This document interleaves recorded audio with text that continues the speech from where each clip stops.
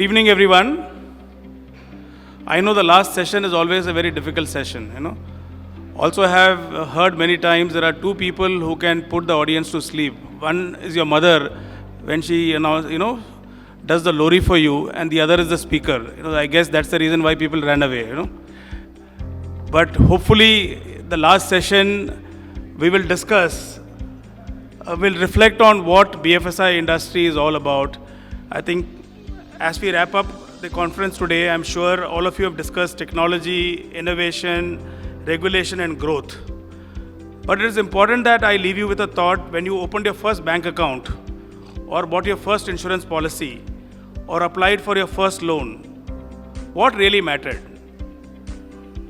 Is it the interest rate? I don't think so, right? It was the trust that your money will be safe, in the bank in which you deposited the money. It is the trust that when you have a claim, your insurance company will honor that claim, right? Why does insurance even today get sold and not bought? Because across the country, there is a huge trust deficit when it comes to buying insurance. Because insurance is one product which directly doesn't give you a benefit immediately. A benefit is bestowed to you when an event takes place. If you buy a health insurance policy, till such time you are hospitalized, you don't get the benefit. Similarly, when you buy a term insurance policy, till something happens to the person, you don't get the benefit. And that is why people believe that, why should I waste my money and energy into, putting money into insurance? But trust me, I think it is the trust which is going to make the difference, right? So in the BFSI sector, as I speak, as India moves towards Viksit Bharat in 2047, BFSI is going to play a very significant role. Let me start off with an example. Today, thanks to Jandan bank accounts, thanks to UPI, thanks to Aadhaar card, India has indeed created a revolution. But look at what is going to happen in the next 25 years. India is 150 crore people today, right? There is the people below poverty line, there is the rich class, there is the higher middle class, and there is that 60-70 crore people who belong to middle class and the lower middle class, who neither fall under the poverty line, who are neither rich. Now imagine what is happening in this country today. While BFSI has played a significant role, this segment, for some reason, has still been left out. Be it banking, be it insurance, be it any other product. Now, what are the three reasons behind this sector, having been left out? Primary reason I personally believe is, in this country, everything has been done very well, but one area which we all need to focus together collectively is to build financial literacy in this country. Unless every nook and corner of this country is covered in the local lingual language in which people understand what is financial literacy, what is banking, why buying a health insurance plan is important, why creating an income plan for yourself is important. Till such time, whatever you do, whatever publicity you do, I think the panel before us spoke about marketing, right? I represent a company called Policy Bazaar, and we only use social media and TV media, to advertise.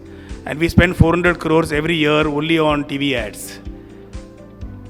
But even after doing that over last 15-16 years, we still believe insurance penetration in this country has remained lower single digit number. So financial literacy is going to play an extremely crucial role. Second, I think trust deficit. The topic is about trust is the real currency, right? There is a trust deficit. When I need my money, will I get the money back? Is keeping money in my home lockers more safer, or should I keep this money in a bank account which tomorrow may not exist?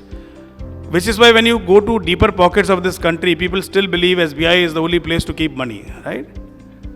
But SBI alone cannot service the entire population of this country. So you will need to have a lot of banks, a lot of fintech players reaching out to the last mile and educating them on why saving is important. Even if your resources are limited, why you should save for future. Look at what is going to hit us 25 years from now. While we talk about Viksit Bharat, India today, out of 150 crore people, 12 to 15 crore people are senior citizens. 25 years from now, this number will be 70 to 80 crore people who will fall under senior citizens. 80% of these senior citizens don't have an income plan, don't have a health insurance plan.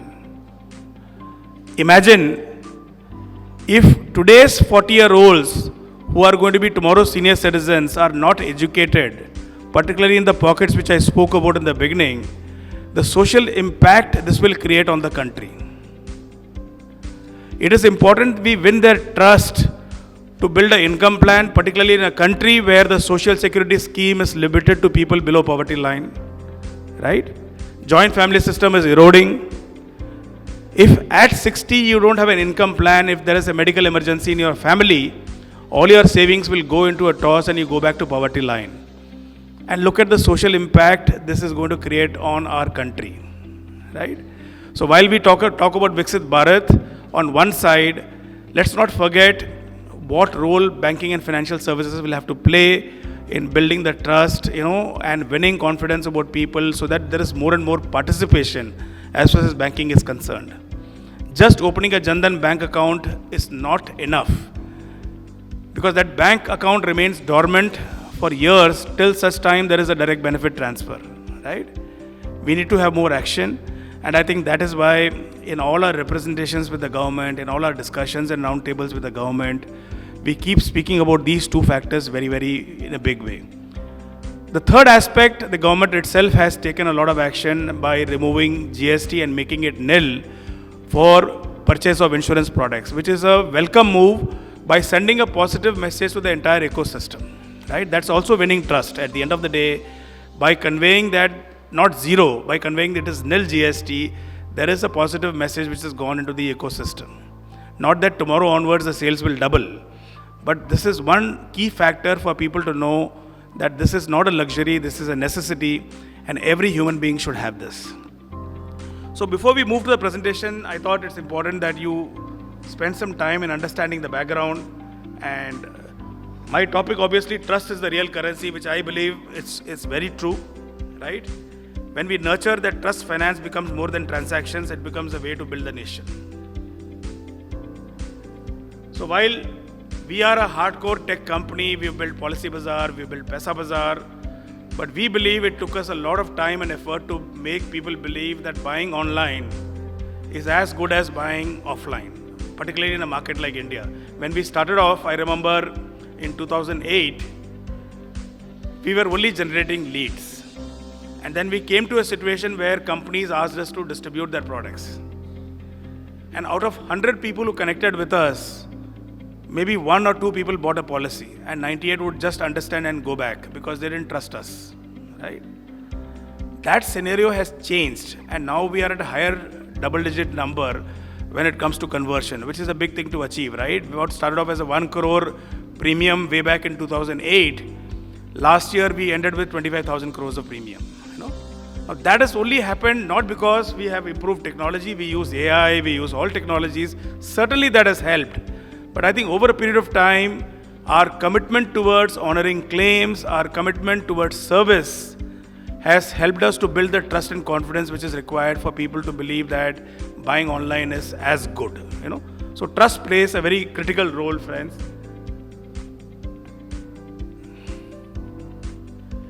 Every product, I think all of you understand from the BFSI space, every product plays a critical role when it comes to trust. Customer interest, life savings, based on confidence.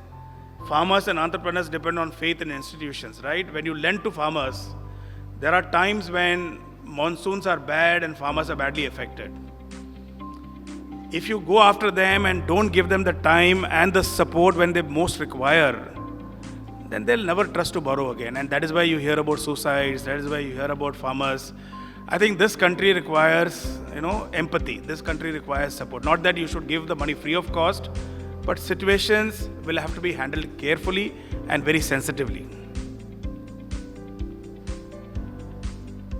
Like Warren Buffett once said, it takes 20 years to build reputation and 5 minutes to ruin it, right? All your hidden charges, rejection of a genuine claim, not paying your deposit on the renewal date, on the date when it is due, can break trust in people, can create hundreds of doubts in people's minds, and that doesn't remain with the person who's deposited or who's bought a policy. It travels to many other people whom he will share his experience. He or she will share the experience.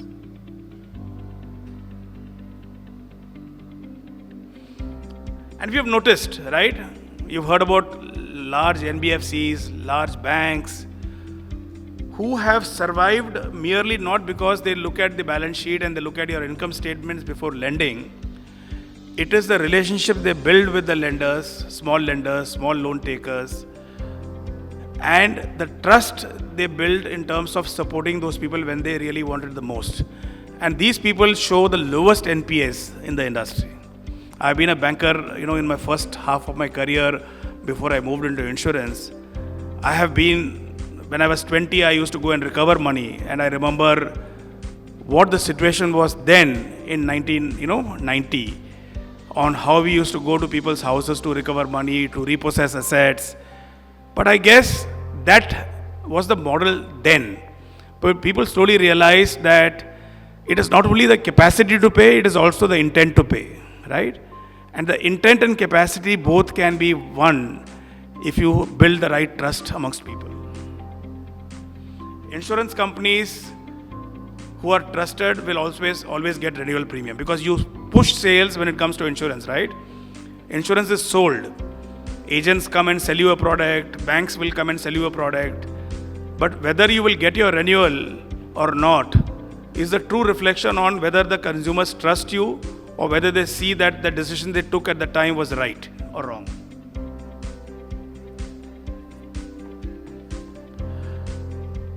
In the digital era, particularly if we are going to move from where we are to where we want to be, insurance for all by 2047, banking for all by 2047, this can only happen with the help of traditional players and fintech players, right? So digital is going to play a very crucial role. When I buy products from Big Basket, there was a time when my mother used to say, unless I feel the tomato, how do I buy it, right? And when the vegetables come home and you're not happy with the vegetables, without asking questions, instantly you get refunds, is one way of building trust. Now you can say there are people who will misuse the system, but there are ways on how you build trust and confidence that when you buy through us, you don't have to worry. We are with you, right? And that is how these platforms have become popular.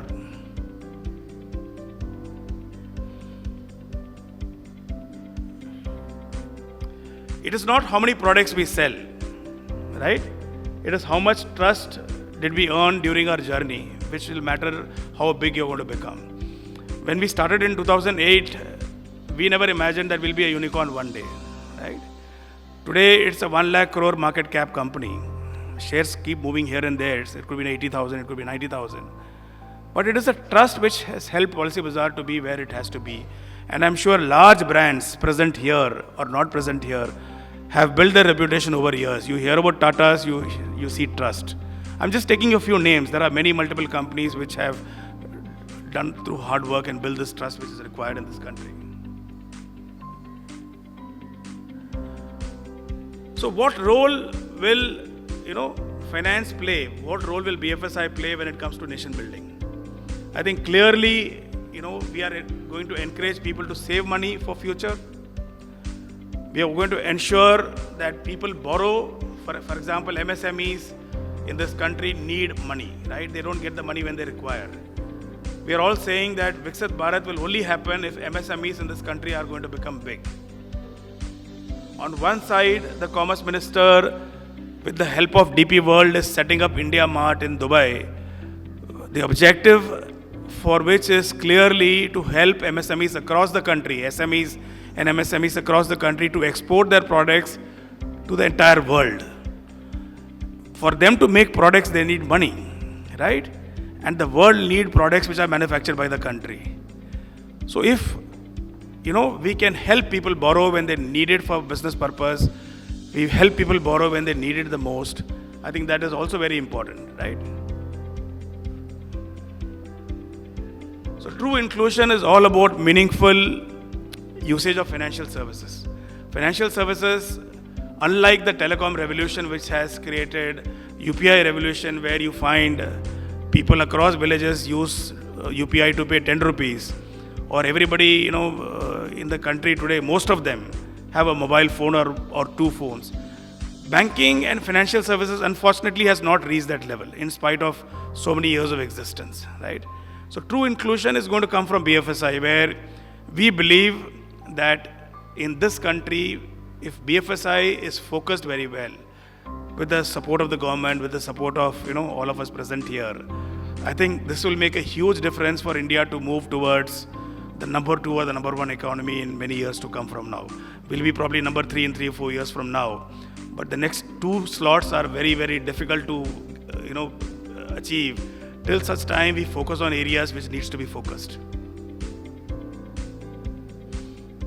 So we spoke about MSMEs, we spoke about digital lending, how digital lending is making a difference, right? There was a time when MSMEs had to go and run after banks, give collaterals, stand in queues, wait for months to get their loan sanctioned. But the digital players have certainly ensured that there are specialized digital fintech players which have ensured that MSMEs receive money on time. But is that enough? I think we have just started, this journey. A long way to go. More and more fintech players are required, which can focus into deeper pockets of this country. This country is too huge for a few players to be able to, win this population. I've always been saying this across forums, that there is room for 10 policy bazaars in this country, right? Similarly, we spoke about senior citizens. If there are entrepreneurs sitting in this room, in US, senior citizen business is worth billions of dollars, right? If some of you can start thinking, what can I do for the senior citizens of this country, 20 years from now, 15 years from now, you will be a unicorn. Trust me. Think of something, what you can do, what business can you build, because today's senior citizens are left alone, whether their sons and children are abroad, whether they live in a different city, where they don't have children, they have basic needs. And I think those needs will have to be met or helped by a system, So if you guys can think on those lines, trust me, there is a big opportunity, right? You will create job opportunities, you will create, what I'm trying to say is, this country needs overall development, and we have to think of every possible angle if we have to win, confidence of this country. We spoke about, I don't want to repeat this again, life insurance is important. I remember several families which got affected during COVID, and none of them had insurance, and it was very painful to watch people using all their savings and borrowing money to pay for medical expenses. A lot of people went back to poverty line.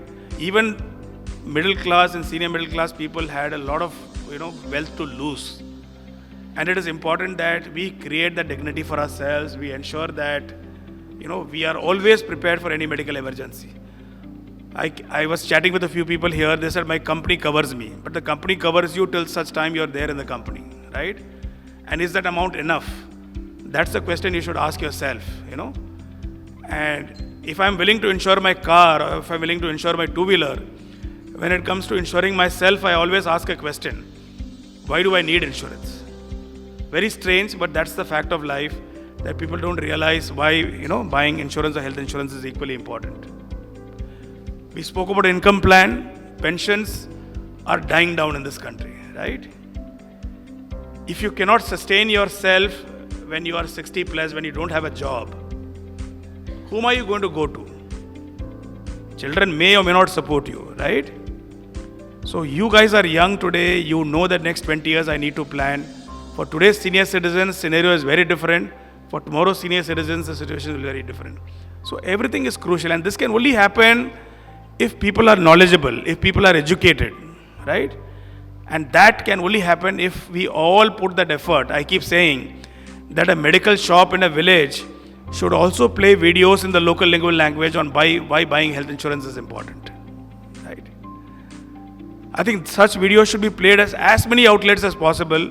It doesn't matter, it will take you time, but that's how you will win confidence. We've all seen disasters this year itself.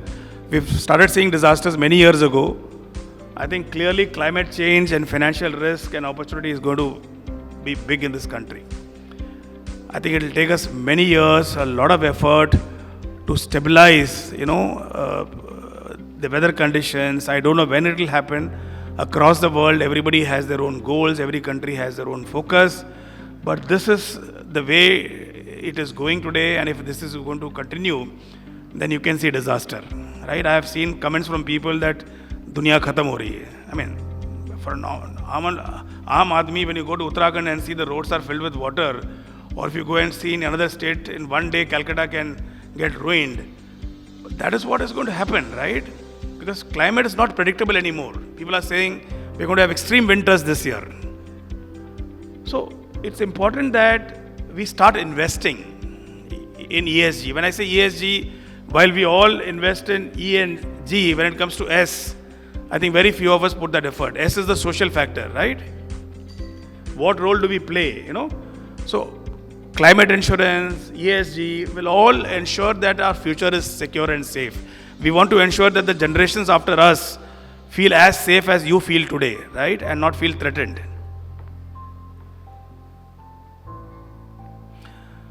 So if I were to summarize, what would I say? I would say that trust is foundation, nation building is a goal, right? So till we build the foundation, dreaming of building, a large nation, while we have one of the largest growing economies of the world, is not going to happen, right? Finance is certainly the bridge between the two. I think beyond transactions, we should all measure lives impacted. That's why I spoke about social, right? How many lives did we impact as an individual? How many lives did we impact as an organization? Is going to make the difference. The way we think will make the difference, all the difference in this country. So what is required, in my opinion, innovate, but innovate with an intent. Just don't innovate for the sake of innovating, right? Digitize with dignity. While we're all going to move to the digital era, AI is going to rule over the world, but ensure dignity remains very, very crucial at the top. Grow with a purpose. What is the reason we are growing? Not that today I did 100, tomorrow I want to do 200. The purpose should be, what difference am I going to make to this country, right? For me, the purpose is the more and more people I ensure, the more and more safety I create in this country, right? As a policy bazaar, as an insurance industry. Similarly, there must be a purpose for, each company present here or each individual present here, right? Thank you so much. And if you have any questions, I'll be more than happy to address.